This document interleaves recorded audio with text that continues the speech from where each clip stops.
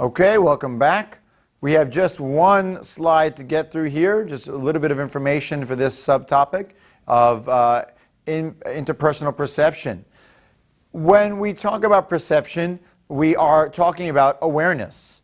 Awareness of ourselves, of our mental thought processes or mental acts that occur within us. And these processes are really important for us to be mindful of because we can fall to certain errors and mistakes as we spoke about in topic, I think it was 10.1.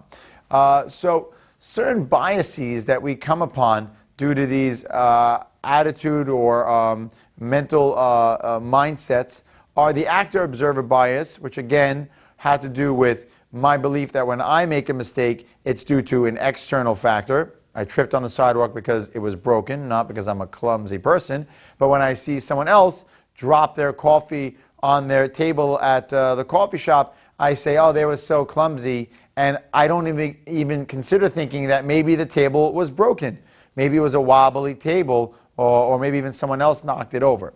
I don't do that because of the actor-observer bias. And that, again, has to do with my own mental processes.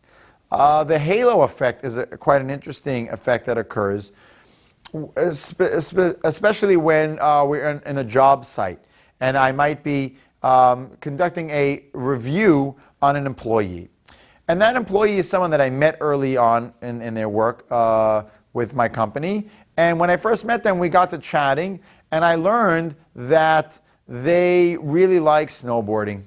And I happen to really like snowboarding. I've been snowboarding for 20 years. And so that creates a halo over their head in my mind, in my perception, in my thoughts, that this person must be great because they like something that I like. And so we have a lot in common. And then what happens is I ignore other features of their work and other problems that may be coming up because I've been biased by this halo that I've put over their heads. And this is not just in the work setting. This occurs in social interactions. It occurs in school settings. It's quite common for us to fall prey to.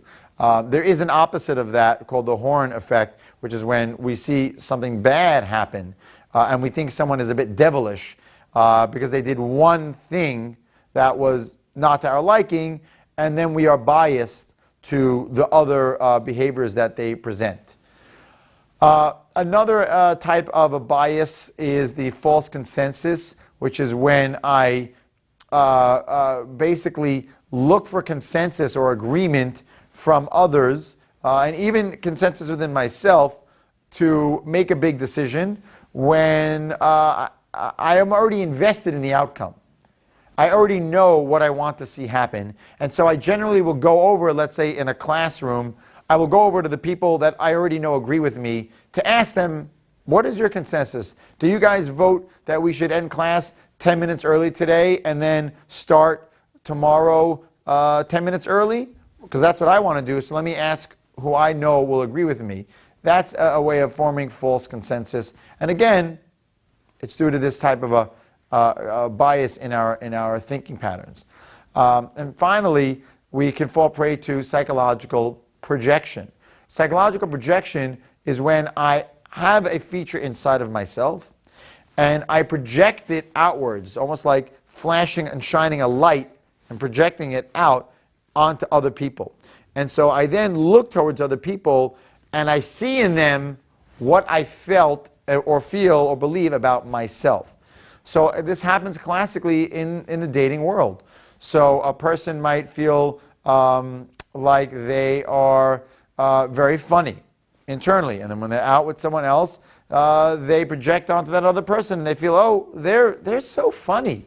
You know, they were laughing so much, it must mean that they're funny, but maybe they were just laughing at your jokes, but they themselves aren't as funny of a person, but you're projecting your own psychological state onto them and not really observing their personal particular state.